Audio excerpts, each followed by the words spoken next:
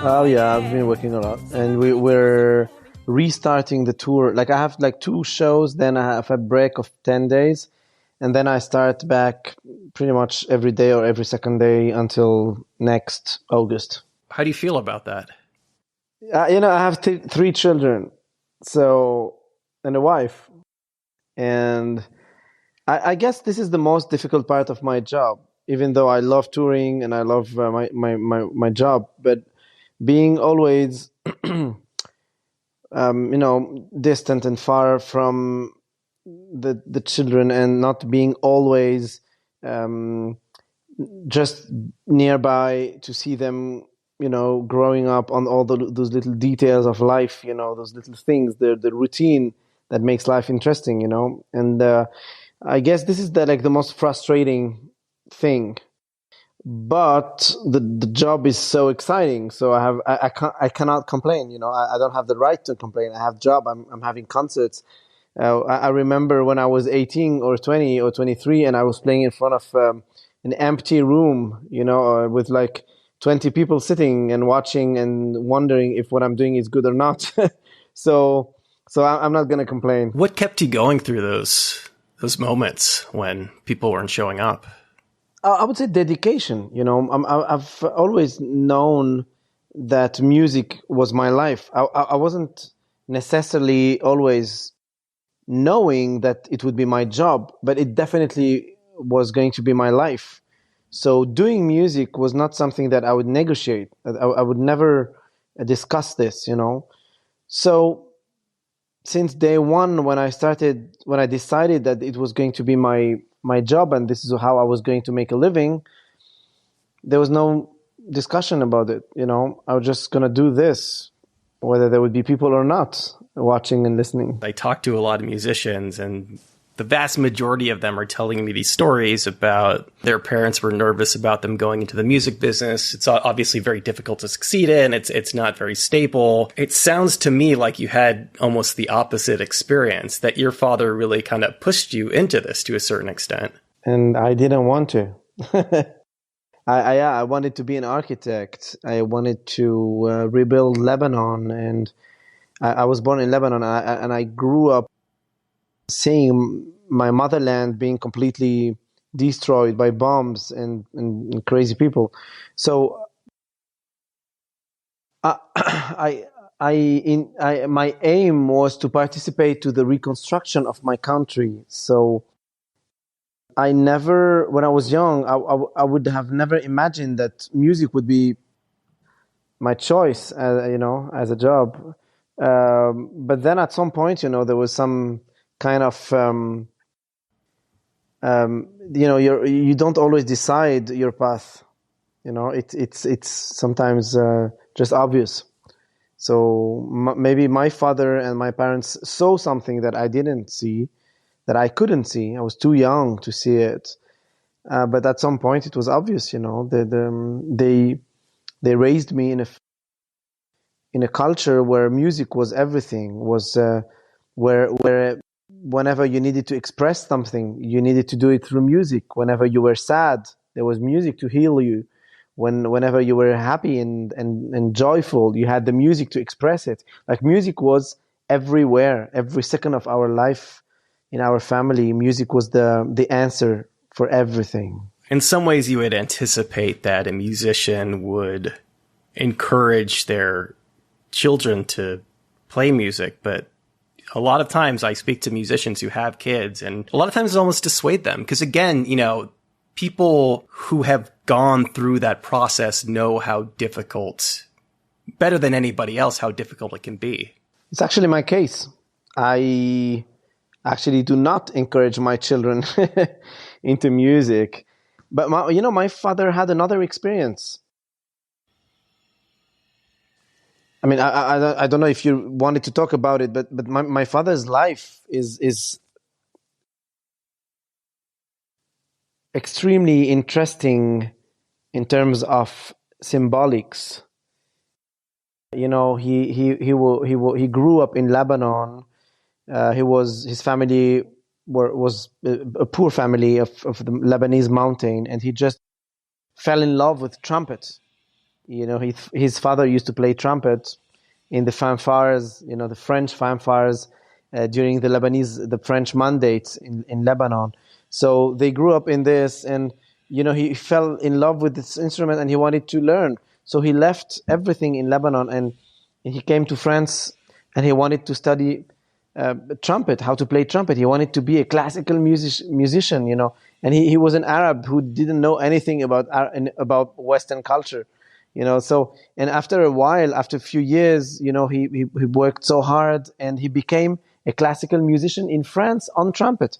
So this dedication, again, that he decided to express all his life, that's the reason why I became a musician.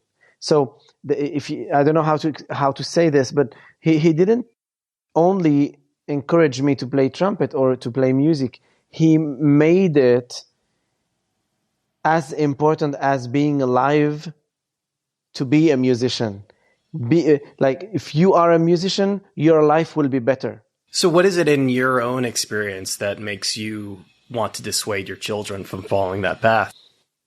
There are so many musicians, so many good artists. Internet made it also very easy for everybody to express, and that's great, actually. That's a good thing. I'm not against it. But now, if you want to make a living as a musician, man, it's going to be very difficult, It made it easier to make music. It made it harder to make a living making music. To make a living, absolutely. So music is very important, but being a musician, maybe not anymore. Maybe not. As you alluded to earlier, you can be a musician, but not necessarily make it your job. Being a musician. I was meaning as a professional. Yeah, absolutely. Do you encourage them, though, just generally to pick up instruments? Oh yeah. I bought like all kinds of instruments at home: pianos, drums, flutes, percussions, guitars. I said guitars, trumpets, brass, all kinds of things, and melodica, flutes. I don't know what, and I want them to express their feelings through music. And like my elder daughter, she sings all the time, and my children, they live through music. But yeah, I was talking about like being a professional.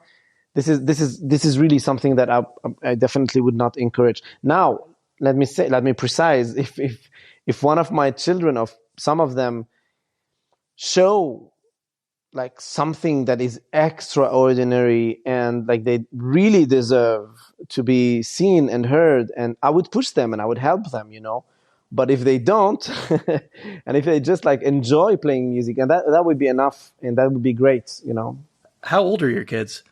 The elder is 13. It's just going to be 14 in a few days. And the young ones are 2 years old and 6 months. For good reason, people don't want to always talk about, the benefits of the pandemic. Obviously, like I've talked to people who are like very quiet when they talk about like in some ways how shutdowns were good for some creative people, writers, composers. But one thing that really, I don't have children myself, but one thing that really struck me is for people who tour professionally, it gave you that time back, and it gave you a chance to, effectively see your kids grow up in a way that you can't when you're on tour for a year. Yes, and if I may add something, my grandmother, who was 99 years old when she left us, she was in her 100th year, yeah. So I had the chance to live with her. She was living in my house for like 2-3 years before she died. And all this COVID era, that was a little bit strange. We were together at home talking all the time. And I had the chance to spend so much time also, not with my children, but also with my grandmother. And that was one of the most wonderful periods of my life, actually. In that period, what did you learn from your, nonagenarian grandmother? Resilience. She was talking about so many of her experiences in life, like very sad or bad experiences, and the way she was talking about it was like every conversation was a lesson. How to overcome difficulties, how to not focus on the bad sides of things, how to try to only see the beautiful parts of people, how to be always empathetic, always try to understand other people. She was a very wise woman, very modern, very avant-garde in everything she did in her life. She was very, very always in the avant-garde, side of things. She was a very powerful woman. She was the pillar, you say, of our family. She was the pillar. I like interviewing older artists on the show because there's something that you get with the long view when it comes to, looking at your own struggles. Obviously, we all struggle with different things to a different degree, but when you talk to somebody who has like really been through it, it puts a lot of your own struggles into perspective. Oh my God. She lived 3 wars, 3 huge wars in her life. She lived in 3 different continents in her life. She lost a child. She lost her husband like 44 years ago. And she lived for 40 years without any man, just by herself, independent woman, widow, strong, powerful woman, raising her children. Like it's such a beautiful woman, like an example for everybody. She was someone. So she was native to Lebanon? Yeah. Did she leave the country at the same time as your family? Your immediate family? A little bit later. She actually was born in Alexandria, actually, in Egypt. They were Lebanese of Egypt. And then she went back to Lebanon to study for like 10 years. And then she stayed a little bit longer. Then she went back to Egypt. And then she went back and married in Lebanon. Then she lived until 85 or 6. And then because of the civil war, of course, she stayed a little bit, but then she couldn't handle, so she came to France and joined our family in France, and then she spent the rest of her life here with us. I live in the States. Obviously, I was born here. We've been here for a few generations, so I don't have that. I mean, I'm glad, but I don't have that context of immediate family members who lived through that, and I can't imagine how much that colors somebody's outlook on life. I think it brings either death or wisdom. People who lived this kind of strong and difficult experiences, they are even not here anymore to talk about it, or they became very, very wise, and very strong people. I mean, I asked you about your grandmother specifically, but I mean, even with your parents, what kind of wisdom do you think they gleaned from that experience? My father is more traumatized than anything else. When he left Lebanon during the war, when we left, and came to France. You were how old at the time? I was a baby. Yeah. That's why I lived all my life in France, like really literally all my life. But I was born in Lebanon. But we used to spend a lot of time in Lebanon, even during the war. So I usually say that I consider that I spent approximately a quarter of my life in Lebanon, even though we lived here in France. So my father's dream was to be able to go back to Lebanon. He had a job. He was a teacher in the Beirut Conservatoire. He used to play at the national orchestra. He was doing very well, before the war started. So he was hoping that the war would finish, and then he would be back there working, raising his children in the beautiful Lebanon, But then the war lasted so long, 16, 17 years. So he was traumatized. He was torn, he was, he has he has a scar that never closes, even now he's 82 and he says, one day I'll be back to Lebanon. I want to live in Lebanon. And he's 82, and he's still in France. So it's almost, it would be almost, funny if it wasn't so serious, Had you given any thought at any point to moving back there, or spending, I guess, more time? No, I consider myself as Lebanese and French. Culturally, I'm like both of them. I'm not like I don't say half and half. I say 100% Lebanese and 100% French. But when you say you're French but you're Lebanese also in the same time, it means you're actually Middle Eastern and Western in the same time. It's not that you're French, like specifically from French culture. I'm a Western guy and a Middle Eastern guy. So I believe I belong to both worlds, and I feel good in this. So when I go to Lebanon, I'm happy, but when I'm in France, I'm happy too. And when I spend time in New York or in LA, and I visit my friends or have to work there, I feel very comfortable. I feel almost home. So I'm kind of a nomad who travels and who feels good everywhere. So I wouldn't consider going back to Lebanon. I don't need to. I have my family here and I'm working here. I'm good. I'm in New York myself. I live in Queens, but New York, Los Angeles, certainly Paris. These are places where, we use the term melting pot, but everybody lives there. Nobody stands out when you've got the entire world represented. Yeah, absolutely. And I love this. And I think it's something that I miss sometimes when I'm in Lebanon. Because, Lebanon is a very beautiful country, but the melting pot is not as big as in the big cities that you just mentioned. How far down the architectural path did you go? I wish I would have done more. To be fair, we wouldn't be here speaking if you had done more architecture. Who knows? You have geniuses who do both.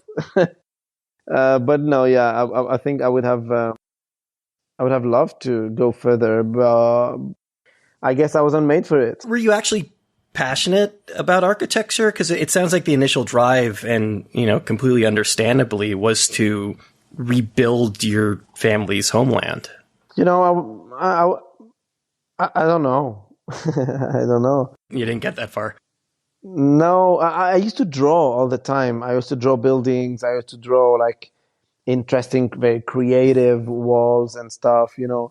I used to even draw the interior of houses. I liked it. I really liked it, really, until the age of 20, 22. I think when I was 22, I was at the Paris Conservatoire, and if you would have told me, do you want to be an architect? I would have said, yeah, maybe right after this. I would do that. I would go to architecture school and do it. I was maybe the only one ignoring that I was never going to do it. I was watching the video you made for the song Beirut and listening to you discuss architecture and what initially drove you to want to do that. It strikes me that to a certain extent, that's something that you can do through music. That music is obviously not in the same way as building somebody's house, but it's a very healing thing, and it's a very uniting thing. I sometimes say this. I say that unfortunately, I didn't contribute to the construction of the environment in which we live, but in another way, I contribute to the environment in which we live when we have our eyes closed. The architecture of our souls, when we close your eyes, you listen to music, it shapes the environment in which you are living, and I believe this is how I, in a way, in a different way, became some kind of architect, of sounds. Was that song written in Beirut? Oh yeah. I was walking in Beirut when I was 12 years old, and I was discovering for the first time the ruins of this city, and I was very disappointed, of course, because my parents didn't want me to see the bombings and the city destroyed. They didn't want me to see this. So when I saw it for the first time, I was actually walking inside the ruins, and I was shocked. And I was, at that age, I used to compose a lot already. So I was composing the melody, and it became this song, this music. You composed that song when you were 12? Oh, I used to compose even younger. I used to compose when I was 7, 8, 9, 10, 11. Like even music that I play now, some of them were composed when I was 8 or 10. Something that I had read about you is that you had been composing for most of your life, but usually when people do that when they're younger, it's sort of a stepping stone. It's a way to, to I guess, try it out to build your skill set. But not a lot of people revisit that from so long ago. I've never forgotten those melodies, never, because they shaped me. They built me. I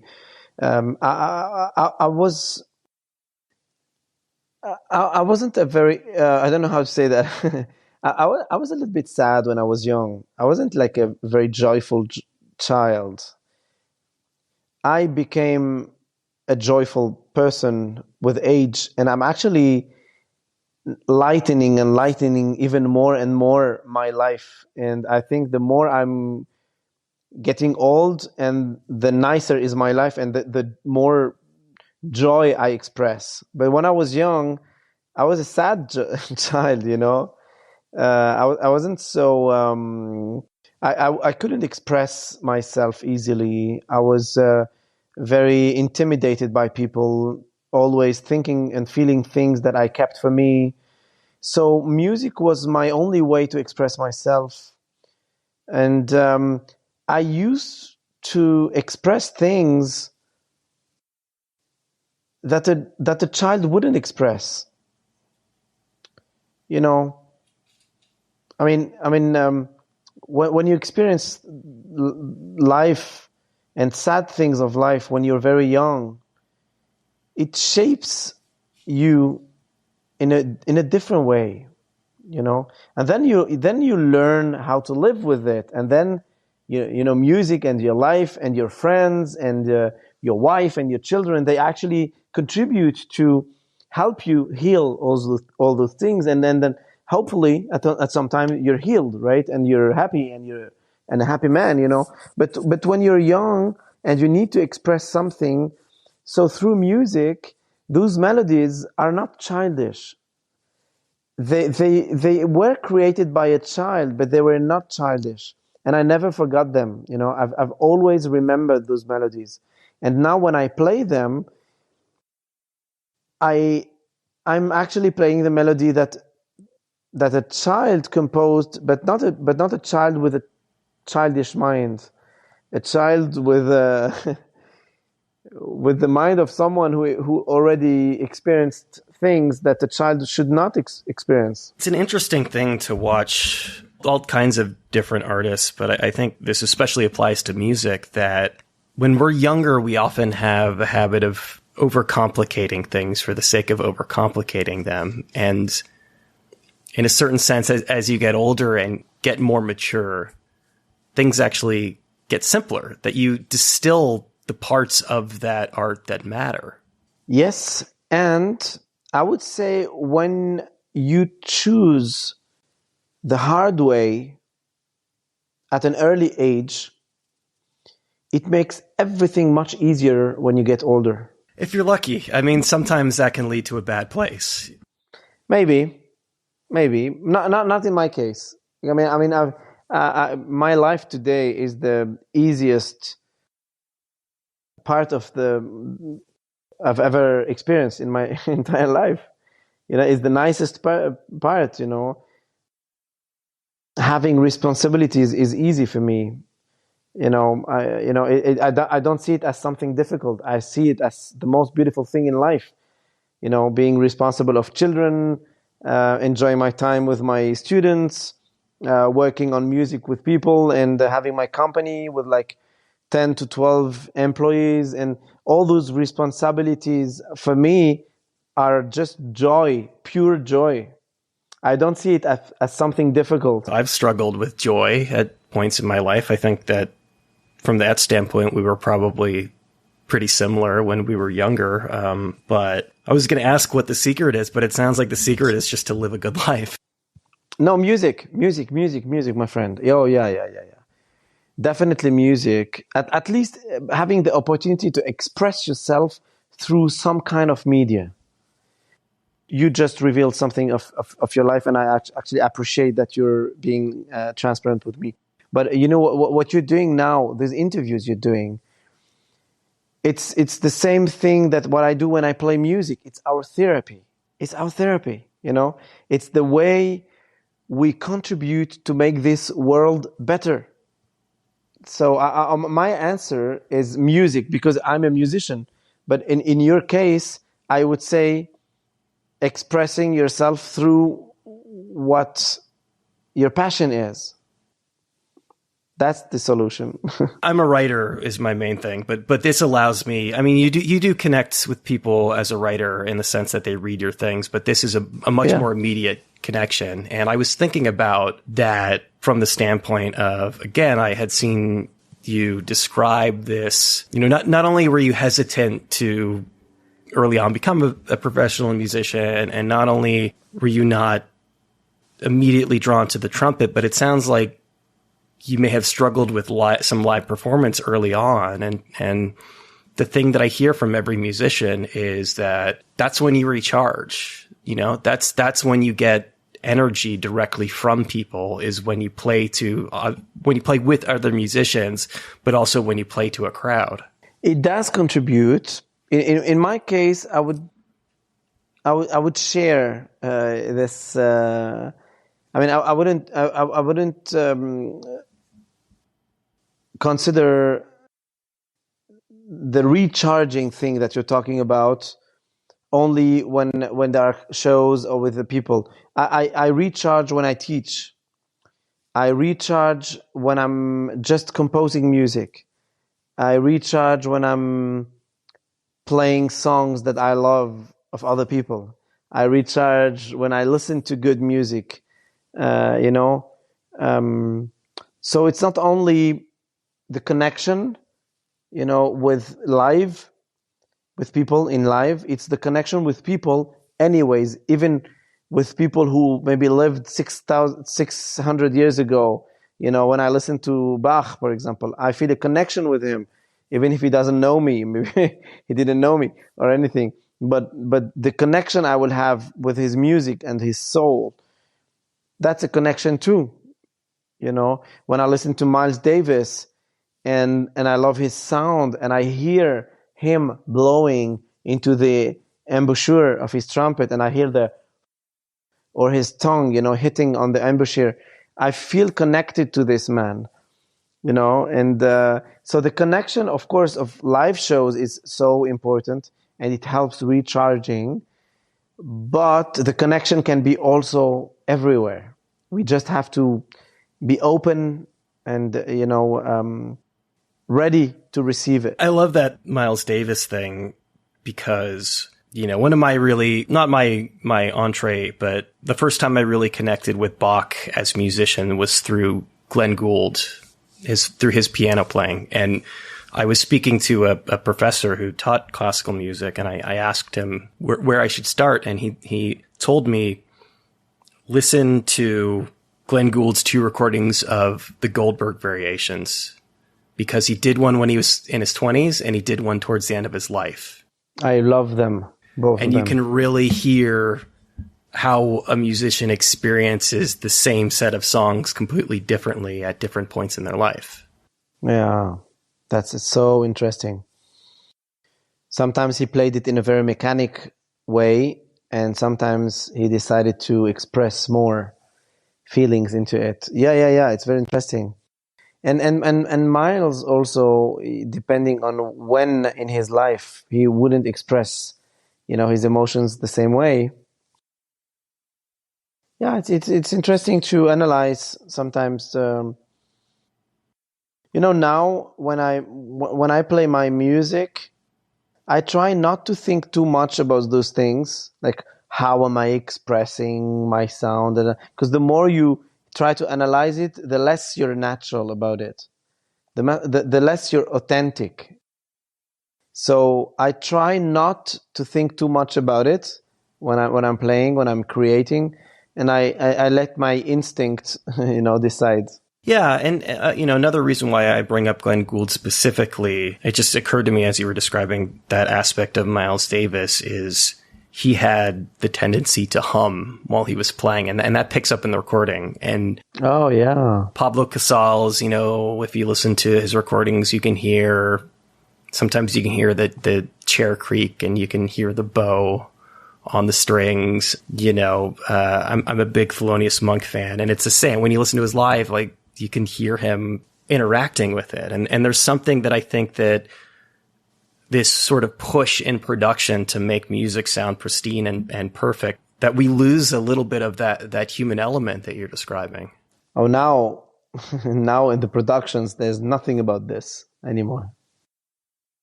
It's all computer, mostly. It's all auto-tune, it's all compressed, and there's something, there's something beautiful in the imperfections that you get in the music.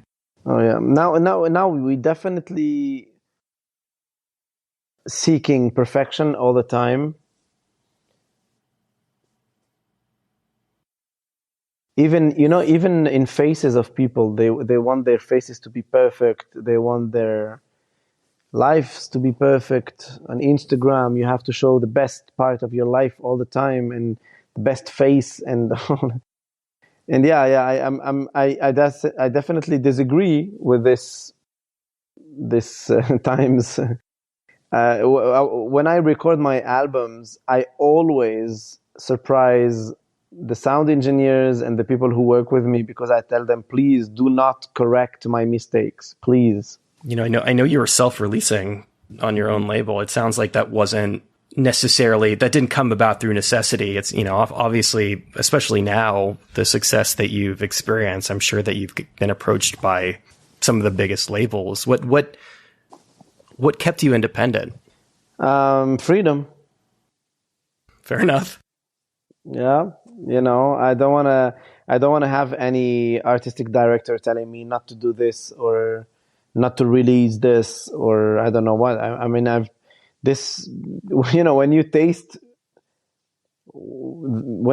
the taste of freedom, there's no way you can accept anything else. No way. So when you're linked through a contract to a major company, even a major company who would put lots of money, actually the more money they put and the more power they have on you, right? So I don't want this. I just want to be, in French we say artisan. I don't know how they say this in English, but I do artisanal music, even on a large scale. Sometimes, some albums are very well sold and I do big shows and stuff. It can be artisanal music, can be on a large scale sometimes, but I don't want to be working in an industry. That scares me. Was it a more difficult path, do you think? Oh yeah.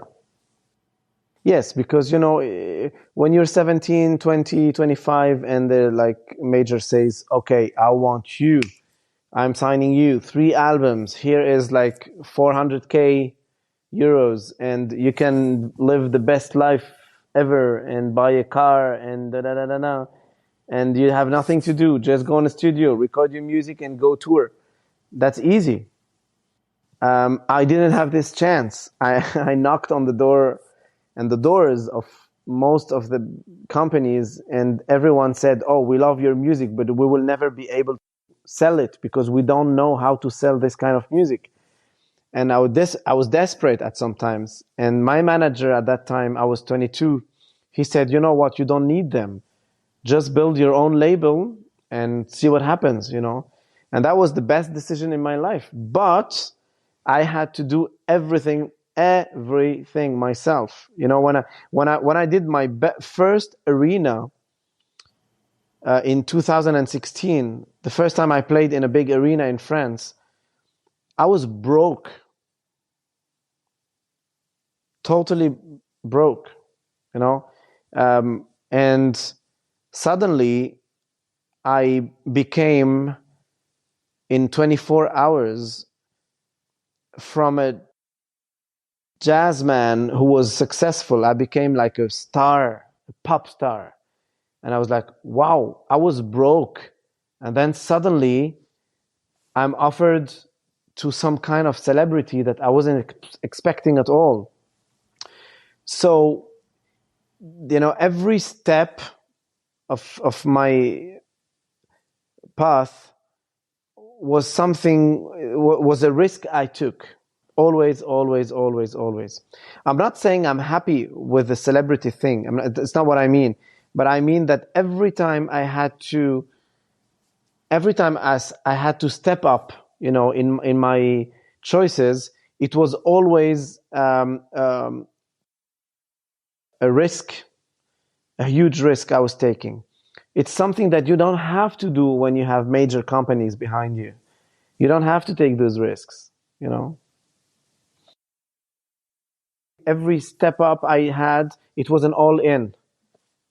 Okay, I'm putting everything I have. If it doesn't work, it's over. Maybe I will do architecture or something else, you know. Every time, every single time I had to step up, I had to take those kind of choices. Do you still experience that to any extent? I mean, you know, now that you're at the level that you're at, is there ever still that sense of, I guess this could all go away? Yes, of course. I mean, it can fade out, definitely, anytime, you know. If you disappoint your audience, if you are not respecting them, you know, if you go on stage and you don't care, if you don't give a shit, you know, of course you could lose everything, because people, you know, they give you their trust, and if you are not respecting their trust, they leave you. It's like in a couple, it's like in a family, you know, it's the same, you know. People love you, but if you don't respect them, they just leave, right? So it's the same, but in another way, I had a beautiful and really very cool success in France, in Europe, in the Arab countries. But like most people in the United States totally ignore who I am, right?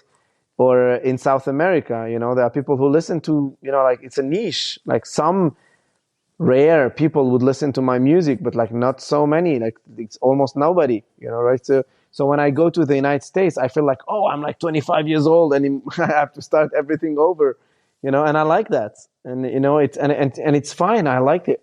It's like a challenge, you know. You know, so you never get bored. I mean, the planet Earth is so big, you know. Yeah, nobody's Michael Jackson, right? So you have to build your life and your career in a way, you know, and it took me 20 years to get to this point. It's not like suddenly, like I was 20 and then at 22 everything opened. It took me 20 years to build this life, you know. So I'm always eager to new challenges. Yeah, there's this idea of it taking, I've heard people express this before, of it taking 10 years to become an overnight success. Have you heard that? People describe that? Yeah, no, not really, but I understand that some people could like do theories about it. It took you a long time, as you said, to get to that place where you're playing arenas, but it sounds like, I may be misinterpreting this, but it sounds like that that arena show was a huge turning point, that things just weren't the same the next day. Yeah. Actually, we did 2 arenas, one in 2016, one in 2022. So 1 year and a half, 1 year ago. And the next one is in November. And the show is already sold out. And it shows you that you always have, the struggle never stops. It's not like you reach a point where everything is granted. You always have to prove that you deserve it. You see? So you're right in a way, but it doesn't mean it's granted. How dramatically different is that experience, of I guess coming here and probably in a lot of cases playing like a nightclub, similar again, as you said, to when you were 18 or in your early 20s. How do you approach something like an arena show? When you let's say when I'm in LA and I'm playing in a small club of 500 people, I know that that among those 500 people, maybe there are like 100 people who know me. The other ones are here because their friend told them, "Oh, you should listen to Ibrahim. It's interesting." So I have to be talking to someone who doesn't know anything about me and try to communicate with someone who doesn't know me. It's like when you're on a street and you would like to talk with someone who sounds nice, who looks cool, and you want to just have a conversation. So usually people are looking at you like, am I gonna like it? Is this man interesting? Or did I spend my money for nothing? Am I gonna be disappointed? They are in this kind of situation and they want to like it. They are willing to like it. But if you disappoint them in any little thing, they might say, never again. Whereas when you are in an arena, you have 20,000 people who know exactly why they are here. They've been to your shows for a few years already, many times. They know you. It's like family. They are here. They know they are not going to be disappointed. So it's easier because you have to surprise them, not to convince them, which is a little bit different. It becomes maybe there is a bit more. It's a different show. You don't have to convince anyone anymore, but you have to surprise them and to make them think that they feel that they experienced something that they haven't experienced before. They shouldn't experience the same thing that they felt 2 years ago when they came to watch you. Otherwise, they're not going to come the third time anymore. Maybe to a certain extent, that's also a reflection of who's going to see jazz shows, because, you hear these stories of these. I interview a lot of rock musicians, and in a lot of cases, they're people who have been playing for decades, and, and this isn't, I'm not casting aspersions, but their, peak was, a while ago. It happens. Like, that's how, as you said, that's how the music industry works. But people come to that, in a lot of cases, wanting to hear the songs they know. And it sounds like this is a different experience. In my case, what I try to do is to bring up those moments that people are expecting and play them, but always try to surprise them in a different version. So I try not to play every time the same version. Like each tour, I would change things, make it more this or that, do little tweaks in it to make it sound really different, and hopefully maybe a little bit better if it works, try to shape it in a different way so that people say, oh, I love this song. Oh, he played it differently and I liked it. That gets back to the conversation we were having earlier about simplicity, in I've often heard it said that a good song is a song that will be a good song regardless of what you play it on, what instrument you play it on. And having that simple foundation, these are, architecture, right? This is the foundation that you lay the house on top of. Absolutely. Are you a musician? I'm terrible. I have no aptitude for. I've tried, and I just don't have that gene. Because what you're saying is so right, and I really believe this. When I was 40 years old, 2 years ago, I did an album. I called it 40 Melodies. And I took 40 of the melodies that I recorded in my previous albums. And usually on those albums, it was like very produced, arranged, orchestrated, strings, sounds, electronics, blah, blah, blah, blah, blah, blah. And those 40 melodies, I just wanted to record those melodies, just trumpet with a guitar. That's it. Just in the basic foundation of the melody. How did it sound when I composed it the first time before doing the whole arrangement thing and producing thing? And I loved recording this album. I loved it because it made me feel that the same feeling I had when I composed those melodies. I felt exactly the same feeling I had, like just memories. It's like postcards. Do you revisit songs that you've already recorded? Will you record them again in different forms? It didn't happen a lot, but on this album, it did. Otherwise, no. No, usually I don't. What was that experience like of taking these familiar songs and, it sounds like transforming them in a radical way, even beyond what you were describing before from tour to tour? Yes, it was very radical, Some of the musics, I usually play them with like 500 people on stage, and then I was like just me and the guitarist, It was, I actually said it because even on the cover of the album, it's like a picture of me when I was young, and in the inside, it's only like pictures, old pictures.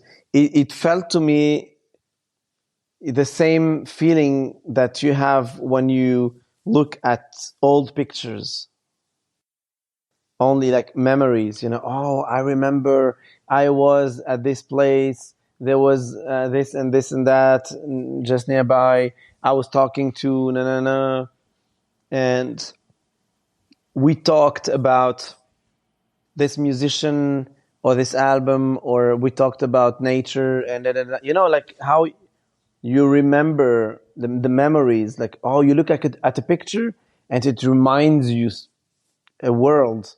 It was exactly the same feeling. Each melody was reminding me thousands of memories, like a picture. I keep getting back to the song Beirut, but I think it speaks to a lot of things. And something I've always been curious about is, I'm a writer, right? So I can be very literal minded sometimes. And, I obviously understand when you're writing a song with lyrics, how those lyrics evoke something like place and time. In the case of instrumentals and in the case of, hopefully you're recording the song that has the power to a certain extent transport other people to the place that you're playing about. How do you distill something like a place in a piece of music? My point of view, my perspective is that it's only about emotions, nothing else. It's not about words. It's not about definitions. It's not about etymology. It's not, it's just emotions. Sometimes you have, when you have fragrances that you and that evokes. They say that smell is the sense closest linked to memory. Yeah, absolutely. I have the same feeling when I eat some kind of food, like depending of the spices, of the ingredients, you can definitely jump from a place to another place on earth in with the time of a snap, just because you ate something and suddenly it like projects you somewhere else, you know, and it tells you a story. It's the same, you know. It's for me, it's only about emotions. Emotions say everything. You don't have to put words.